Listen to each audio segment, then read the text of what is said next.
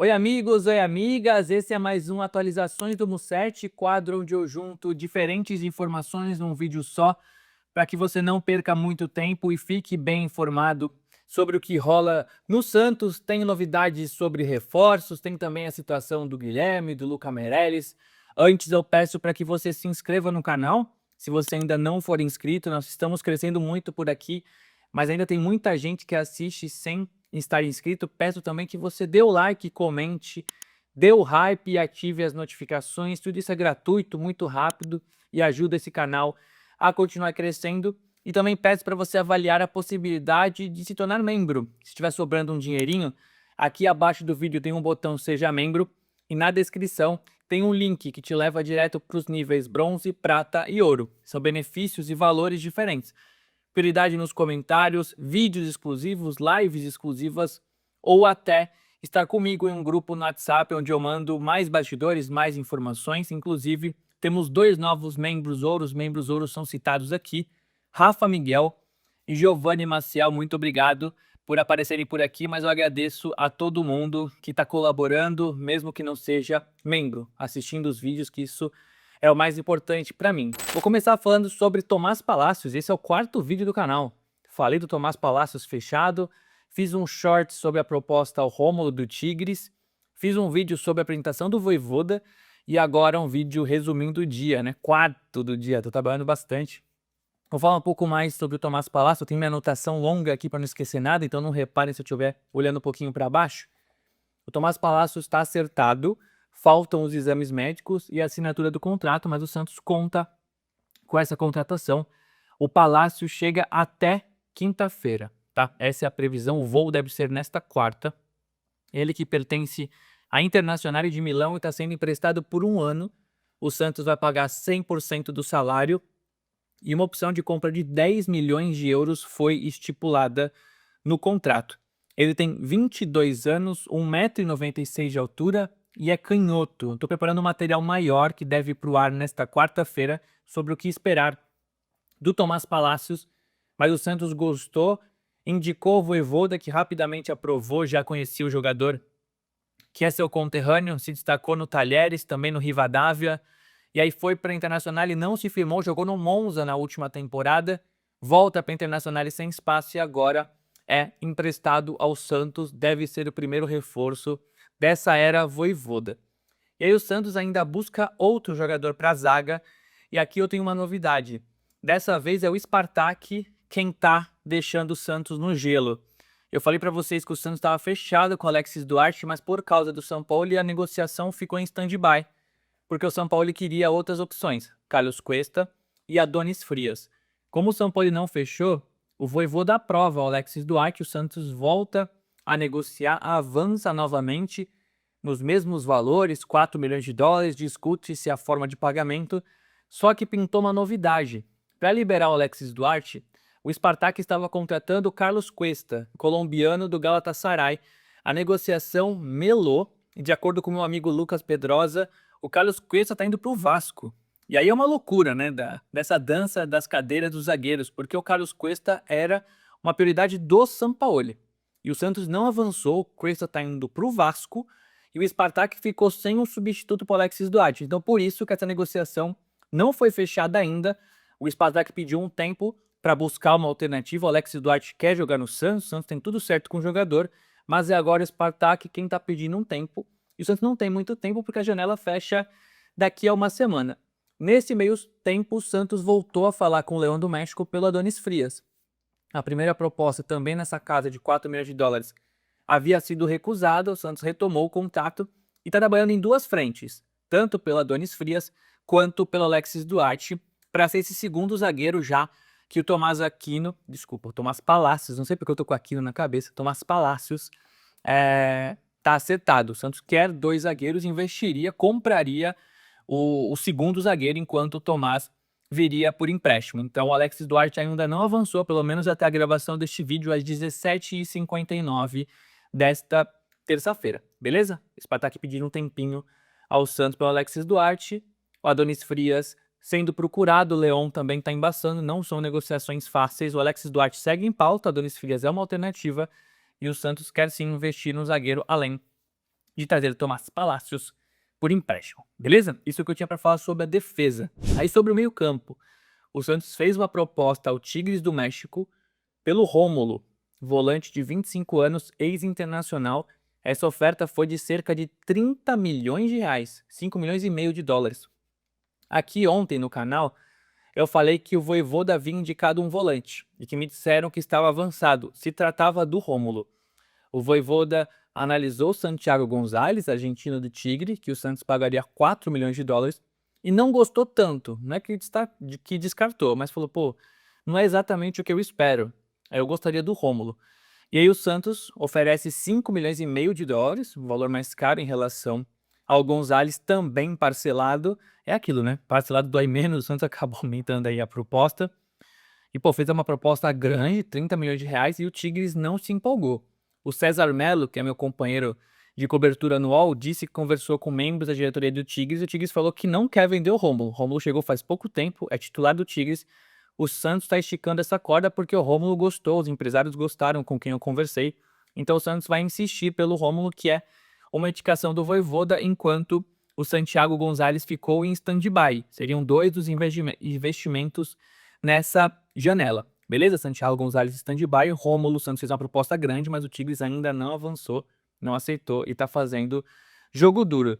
E aí, em situação semelhante com a defesa, onde o Santos deve investir por um zagueiro comprando e trazendo outro por empréstimo, compraria o Alexis Duarte ou o Adonis Frias e traria o Tomás por empréstimo, o meio campo é semelhante. O Santos investiria pelo Rômulo ou pelo Santiago ou pela outra opção e traria o Vitor Hugo por empréstimo. O que acontece para o Vitor Hugo ainda não vir? O presidente BAP está resistente, não quer reforçar outro clube. Lembram-se da negociação com o Thiago Maia, né? Tava tudo acertado, o BAP pediu garantias financeiras, não aceitou. Mesma coisa tá rolando agora, porque o Santos pagaria uma graninha pelo empréstimo, estipularia uma opção ou obrigação de compra. O BAP está tentando obrigação de compra com garantias bancárias, está resistindo. Felipe Luiz liberou, Boto liberou, o Vitor Hugo quer vir para cá, o empresário acha que o Santos é o melhor caminho, mas o BAP está resistindo. O Santos ainda entende que pode destravar esse negócio, mas a coisa parou no BAP. Tá bem avançada, caminhando bem, o Santos superando todas as instâncias até que chegou no presidente do Flamengo. O Santos ainda não avançou pelo Vitor Hugo, gostaria muito de concluir essa negociação. A ideia é ter 2 zagueiros, 2 meio-campistas e um centroavante. E aí, falando de centroavante, eu queria falar um pouco mais sobre o que eu disse na live ontem, que repercutiu bastante. Fiz uma live aqui no canal, para quem não assistiu, tem muita informação lá. O Sampaoli havia pedido o Bakambu, do Betis. O Santos entendeu que era caro, né, um jogador mais de maior idade, enfim, o Santos não gostou das condições e acabou que a negociação travou. Só que o Bakambu demonstrou interesse em vir para o Santos e demonstrou interesse até vindo conversar comigo, pô, que sou um ninguém perto do Alexandre Matos, do Marcelo Teixeira, do Santos como instituição, obviamente. O Bakambu me seguiu no Instagram. Depois que eu publiquei as notícias, em algum momento eu publico que o Santos tinha descartado o Bakambu. E ele me fala que não. Ele me procurou. Depois eu fiz uma pergunta, perguntei, cara, como é que tá a situação? E ele falou, temos conversas em andamento. É o máximo que eu tenho a dizer. Isso foi na segunda-feira, ontem.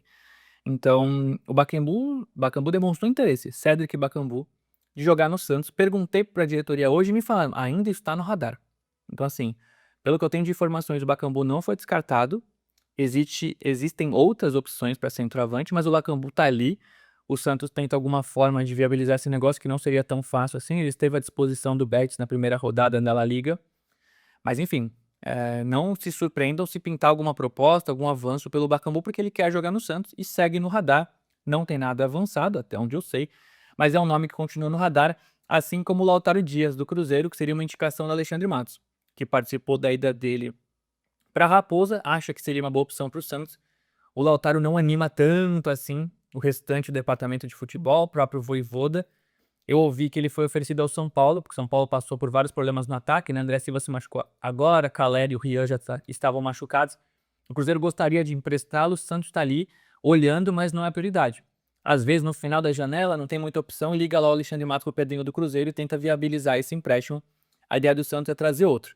Beleza? Então, resumo com atualizações do mercado. Tomás Palacios perto, Alexis Duarte e o Spartak segurando um pouco. O Santos pensando na Adonis Frias, não está avançado por esse segundo zagueiro ainda, não está acertado.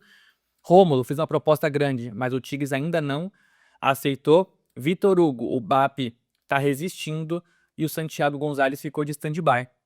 No ataque, o Bakambu segue no radar e gostaria de jogar no Santos, pelo que me disse, até pelas movimentações dele nas redes sociais. E o Lautaro ficou ali como uma espécie de plano B, C, e no cantinho esperando talvez uma oportunidade no final do mercado. Era isso que eu tinha para falar sobre a janela de transferências que fecha daqui a uma semana. Acho que teremos boas novidades nos próximos dias. Tomara que o Santos consiga concluir esses 4 ou 5 reforços. Agora são 6h05 da tarde, 18h05 desta terça. Eu mandei mensagens antes de entrar na live sobre o Luca. Seguem me dizendo que existe boa chance do Luca Meireles ser vendido ao Shakhtar.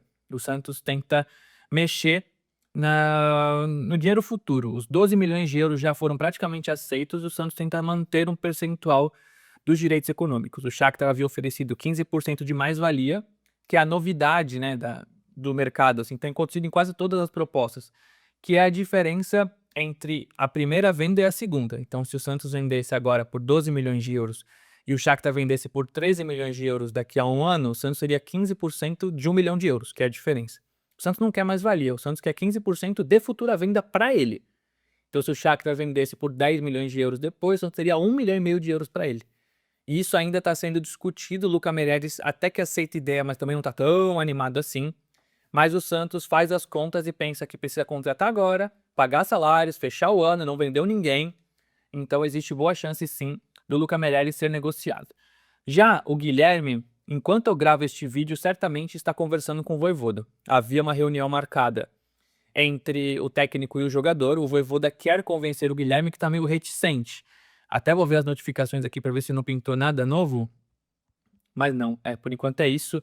O Guilherme estava pensando sim em ser negociado, via fim de ciclo, entende que foi ameaçado, que a família dele ficou preocupada, mas não chegaram propostas até aqui. O Guilherme voltou a treinar e o Vojvoda tenta convencê-lo. A ideia do Vojvoda é ter o Guilherme, como ele disse na apresentação, até com a possibilidade dele jogar contra o Fluminense no domingo, se ele treinar bem, se o Vojvoda gostar, enfim, dependendo da formação que ele pensar para a partida contra o Flu. Então vamos ver se o Vojvoda o convence. Houve uma força-tarefa da diretoria, da comissão técnica fixa para o Guilherme ficar, porque o Santos entende que o Guilherme é um jogador importante. Inclusive o Santos conversou com o Guilherme e falou assim, pô, a gente vai contratar gente legal, contratar zagueiro, estão contratando atacante. Enquanto o Bakambu estava mais quente ainda com o Sampaoli, ali no começo, falou, pô, imagina, o Bakambu, o cara da Europa, se dá passe para ele. Foi uma das conversas que rolaram na semana passada.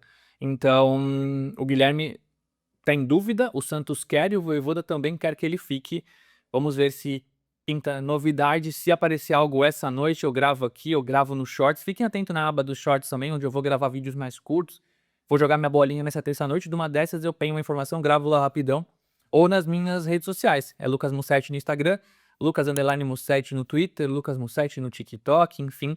Você fica atento às vezes porque não dá tempo de gravar, eu tô na rua, eu tô esperando uma próxima notícia e pode ser que eu atualize. O que eu tenho agora, 6h08, é isso, que o Guilherme tá na dúvida, mas que o Santos faz um grande esforço para que ele fique e que existe boa chance do Luca Meireles ser negociado. Beleza? Nesta quarta-feira, se não pintar nenhuma grande bomba, pela manhã, na hora do almoço mais ou menos, eu trago material sobre o Tomás Palacios, com analistas falando sobre ele para que a gente entenda mais como ele joga e o que a gente pode esperar desse zagueiro argentino canhoto de 22 anos que está chegando da Internacional. Beleza? Obrigado para quem assistiu até o final. Peço novamente que você se inscreva aqui e que assista aos últimos vídeos, principalmente do Vojvoda, que eu acho que eu falei ali abertamente do coração. E vocês me falam se vocês gostam também desses vídeos mais de opinião, não só de informação, como foi o do Vojvoda. Beleza? Valeu, até o próximo vídeo.